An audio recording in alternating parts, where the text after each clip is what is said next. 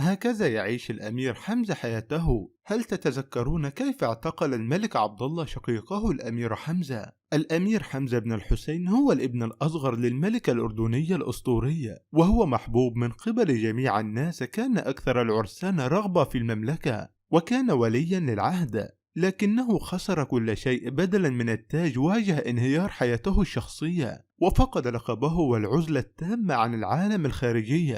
لماذا حرمه شقيقه الأكبر الملك عبد الله من مستقبله، من بقى بجانبه في أصعب سنوات حياته؟ والأهم، أين هو الآن؟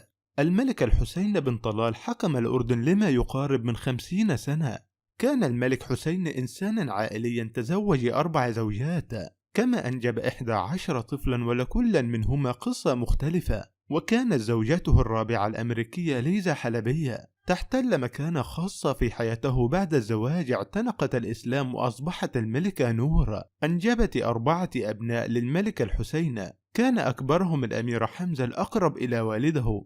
ولكن بعد أن تم تشخيص الملك الحسين بالسرطان، تغير كل شيء فجأة.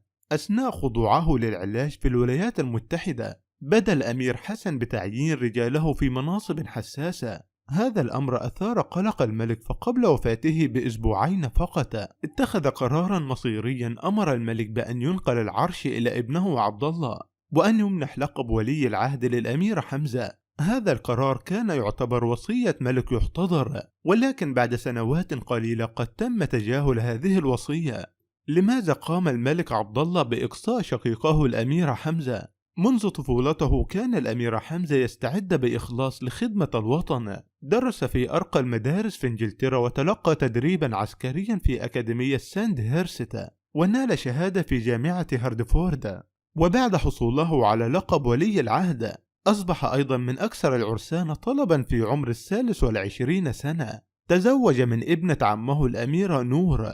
كان زواجا تقليديا حظى بموافقة العائلة، كان بينهما احترام ومودة. ولكن مع مرور الوقت بدأت العلاقة تتدهور بسرعة. كل شيء تغير في سنة 2004، وذلك عندما قرر الملك عبد الله بدون أسباب واضحة أن يسحب من حمزة لقب ولي العهد ويمنحه لابنه الحسين. من الناحية القانونية لم يخالف الملك الدستور، لكنه خالف رغبة والده الراحل. هذا القرار الذي أثار غضبا في البلاد، وذلك لأن الأمير حمزة كان محبوبا من الشعب، ورغم أنه تم منعه من تولي المناصب الرسمية، إلا أنه كان يسافر عبر البلاد يستمع إلى مشاكل الفقراء ويحاول مساعدتهم قدر المستطاع. وفي لحظة معينة أصبح الأمر لافتا من اللازم. في سنة 2021 انتهت حياة الأمير الهادئة خلال تنقله في البلاد وتواصله مع الناس العاديين. أدرك الأمير مدى انتشار الفساد في مجالات الدولة، وبدأ يتحدث عن ذلك علنا.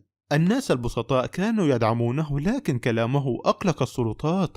تصريحاته العلنية تجاوزت حدود صبر الملك عبد الله، وتم اتهام حمزة بشكل غير رسمي بالخيانة والمشاركة في مؤامرة. ورغم أن القضاء لم يوجه له أي تهم رسمية، لكن النتائج جاءت فورا. تم وضع الأمير تحت الإقامة الجبرية في منزله، وتم منعه من التواصل مع أي شخص باستثناء أفراد عائلته المقربين.